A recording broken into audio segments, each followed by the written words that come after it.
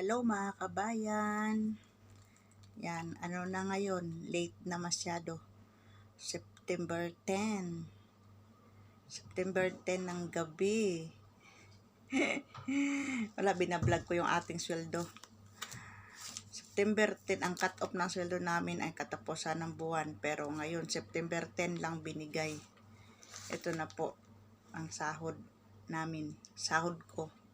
Sa kasama ko naman, binigay na rin ng dono. Ay, wag po ipakita kasi nakaborlis. Bukas, ipapadala to sa pamilya at may mga bayarin na dapat bayaran. Sabi nga daw bawal Ah? Bawal daw Hindi, inaano ko yun sa, inaano ko lang naman yung ano ko, buhay ko sa kanila. Parang sinishare ko lang tong buhay ko sa kanila. Na ito ay, wala na akong bayarin. Kundi yung lupa na lang namin pala, mayroon pa pala akong bayarin dapat.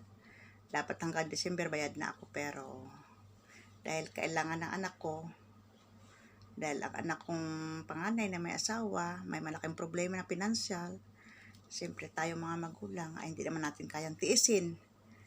Madalas ang anak ay nakakatiis na magulang, ngunit tayo mga magulang ay hindi natin kayang tiisin ang ating mga anak.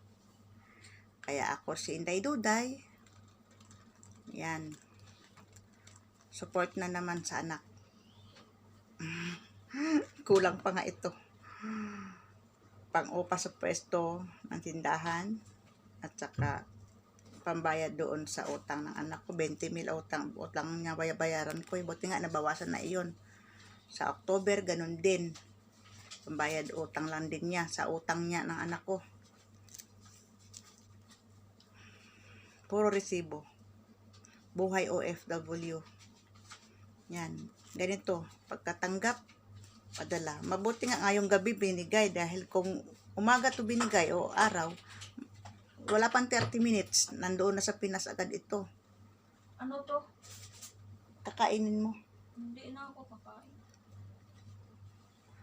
Kaya, buti ngayong gabi binigay ni Madam. Kaya, makakatabi ko muna to na isang gabi. Ano mo muna? Namnamin mo muna. Namnamin mo muna. Ito yung, yan o, 20 BD.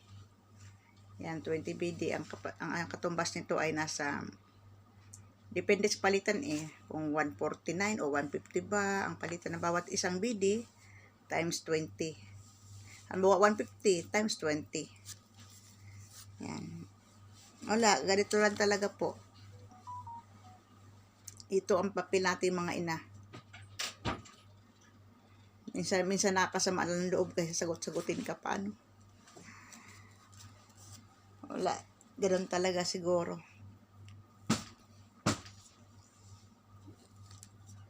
Thank you Lord, pero kahit na paano at least may maitutulong ako sa anak ko. Yun ang importante. Sa gitna ng pangangailangan ng anak ko ay nandito tayo mga magulang na alalay sa kanila. Tayo mga magulang ay matili magulang. Putulin naman ng mga anak natin ang kanilang komunikasyon sa atin.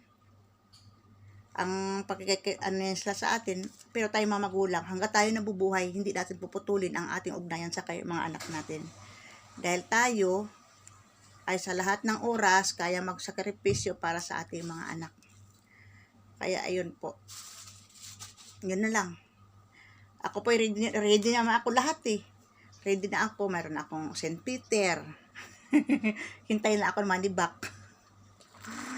Ayun. Mayroon akong iba pang insurance. Okay na rin yun. Kasi importante, mayroon na kaming sariling bahay at lupa kahit hindi pa tapos. Sa sobrang hirap ng buhay, kahit sa sobrang hirap ng buhay, sobrang kayod, kahit pa paano nagkaroon na kami ng bahay at lupa. Mayroon kaming lupa sa probinsya, mayroon din kaming lupa at bahay sa Manila. Yun ang importante, yung sarili. Mayroon po kaming sarili, pero yun ngayon tatapusin ko sanang babayaran ngayon, kaya lang may problema ang anak ko. Patulungan ko muna ang anak ko. Yan po. Yan lang po muna. Bukas papadala namin to. Yan po. Salamat. Bye-bye. Good night mga kabayan. Matutulog na kami. Itatabi ko muna sa isang gabi.